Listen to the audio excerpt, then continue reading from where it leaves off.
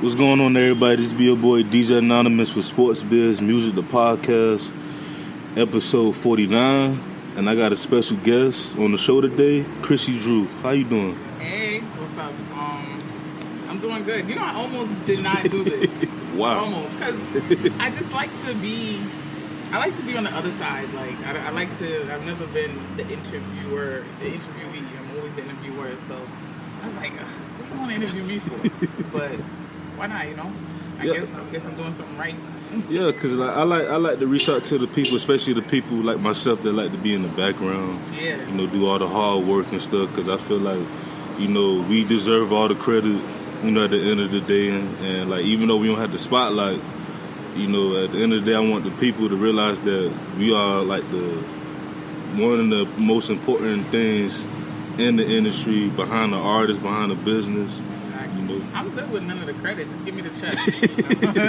Yeah, me too. So for the people that don't really know about you, like just introduce yourself. Tell the people what you do. Wow.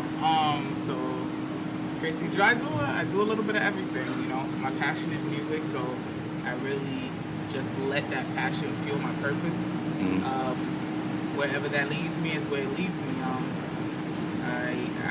I do interviews. I do helping artists with their brands and artist development. I do, you know, if I work with a network or anything like that, I do help with talent and production and things like that. I'm just available wherever needed when it comes to this music stuff.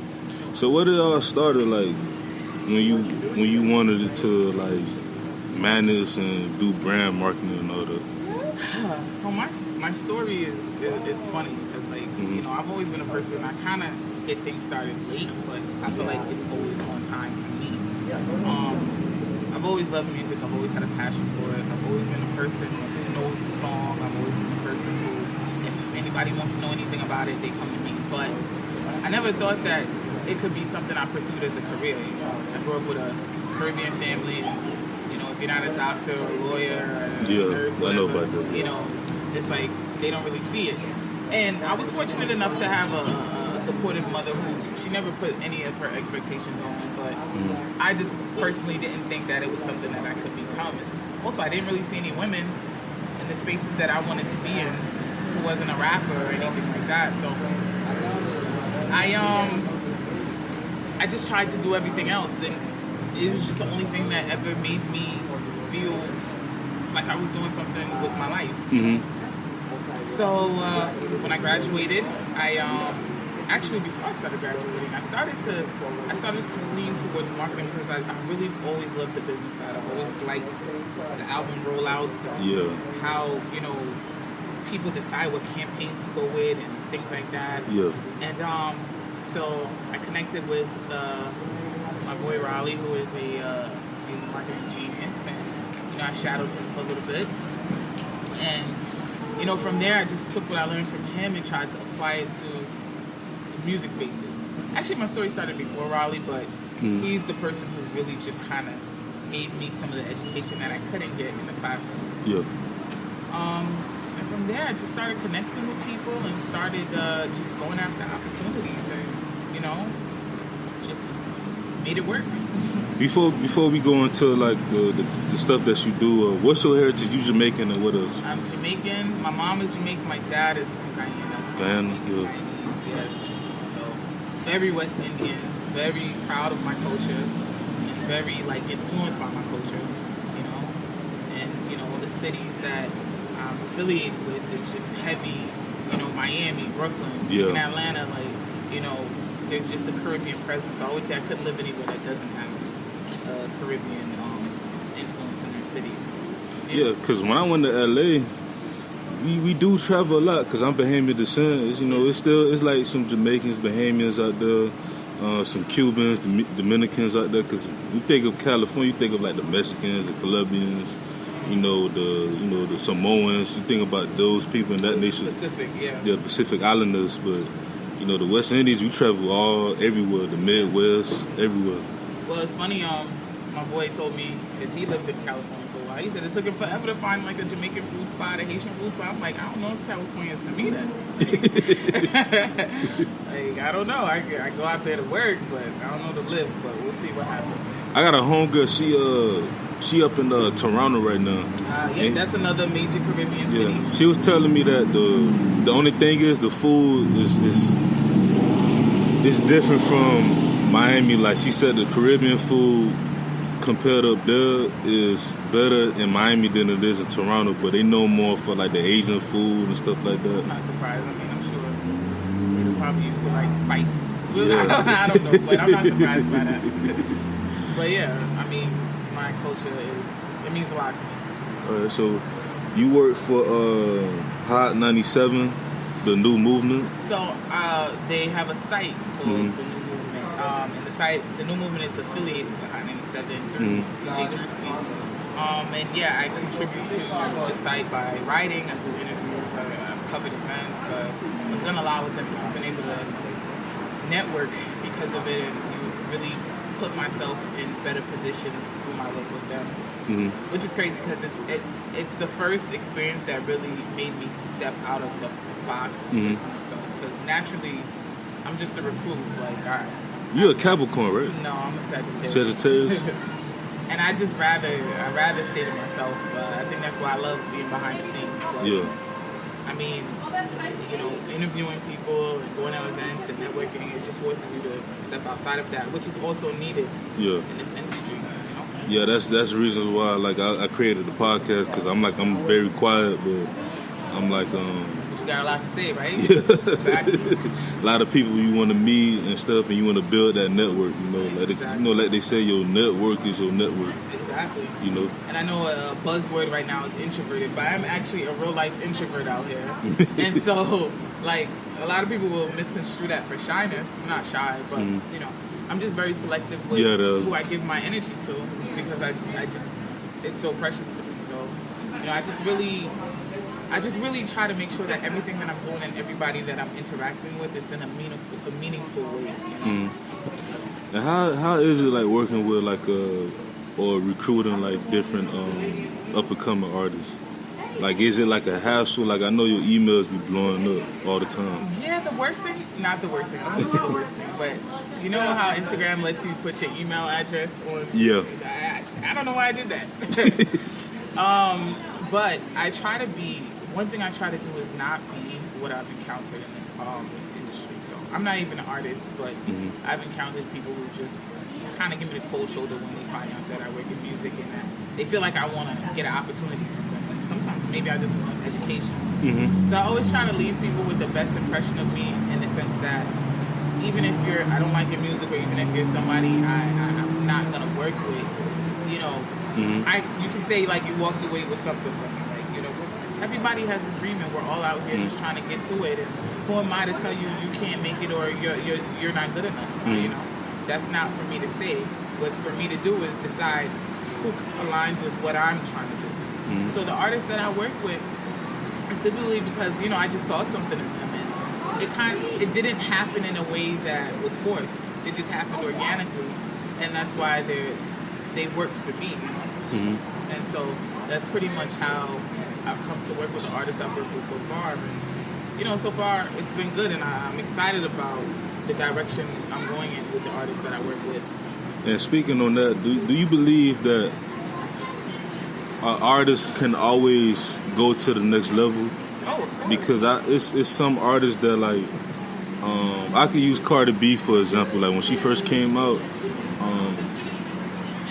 I wasn't on radio on the train yet. But I was like, this girl, she is dope when it comes to like choruses and different bridges, because it's like, I can put her on the song, on any song, she can just do the chorus.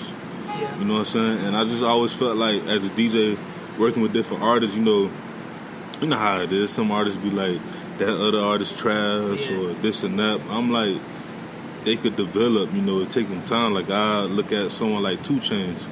And 2 Chainz, at the beginning, a lot of people don't know his name used to be Titty Boy. Back in the day. So listen to him and like listen to him now, I'm like, this dude came a long way. He did. And honestly, when I look at rebrands, and it's so funny you mention 2 Chainz, because I recently had a conversation with an artist about kind of rebranding themselves, and they kind of wanted to stick with what they know, but I'm like, when you kind of shed that layer that you were before and allow yourself to go to that next level. People like 2 Chainz, they're like the model for that, you know. I always believe, not even only in music, anybody's capable of going to the next level. There's a certain amount of work that goes with it, you know, just tenacity and you know, willingness to embrace that new level of change. But I believe anyone's capable of it. And Cardi B is also a great example. Like she's doing her thing, and I'm proud to see where she goes. And I know like it's only the surface, so you know, that's definitely a possibility for any artist. So you was born in New York, in Brooklyn? No. I was born in Atlanta. In Atlanta. My dad is from Brooklyn. My mom is from Miami. Like anybody, they thought their life would change when they got to Atlanta. That's like a perfect like mix though. Yeah. And when they got to Atlanta, they lived there for a little bit. Things happened. You know, I just grew up. I stayed in Atlanta for a little bit. My grandma is actually in Miami, and we headed there. I was with her for a lot of my life, and she's a big influence in my life. She, you know, a lot of what I know, she's like one of the most Jamaican people you would ever meet. So, you know, a lot comes from her, and my dad in Brooklyn, and a lot of that side of the family, like, you know, it's a lot of history there, and like, you know, so that background, you know, I up until recently, it's not something that I talked about too much, but each side has influenced me in its own way, and I love that I have a connection to Miami. I love how I have this connection to New York. I love that I have this connection to Atlanta, because, you know, these are 3 major cities on the East Coast that have a lot of influence in culture. So I get so many perspectives, and diverse perspectives on what not only music is, but just culture. Like, you know, because Miami and New York are both, especially Brooklyn. Miami and Brooklyn are both Caribbean cities, but the Caribbean experience is so different, you know. So explain to the people, like, what's the difference between the 3 cities? Okay, so in what aspect? In any, like, let's say culture first. Okay, so let's talk about what I know, Caribbean experience. So here, like, in Miami, there's Jamaicans, and there's Haitians, and there's Cubans, and there's different people of the Caribbean diaspora, but it's a little more segregated in Miami than it is in New York. Whereas in, like, you look at somewhere like Flatbush in New York or Brooklyn, everybody lives together, and there's actually a little bit more of the Caribbean diaspora. You know, I'm glad that you say that before you continue, because it's getting better down here in Miami, because a lot of people don't realize Miami, I don't care what nobody say, it's still a southern city. You know, still the South. So, like, you know, back in the day, like, you know, my granddaddy always told me, even within, like, the black culture, like, you had a division between the different, like, communities in Miami. Like, you had the Porky Beans, you had Overtown, you had all these different neighborhoods. So, like, let's say if you was from, like, the Porky Beans, you go to Overtown and people don't know you, it's a problem.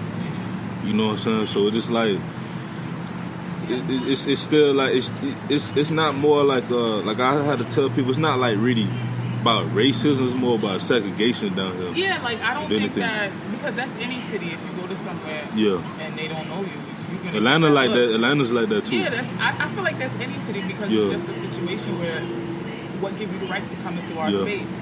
But when I say, like, segregated, it's just like, you know, there's like, okay, so if we're comparing it to Brooklyn, like in Flatbush, like, you will find the Guyanese and the Trinidadians, Jamaicans, St. Vincent, like Bajans, whoever, like, all in that area. It's pretty concentrated.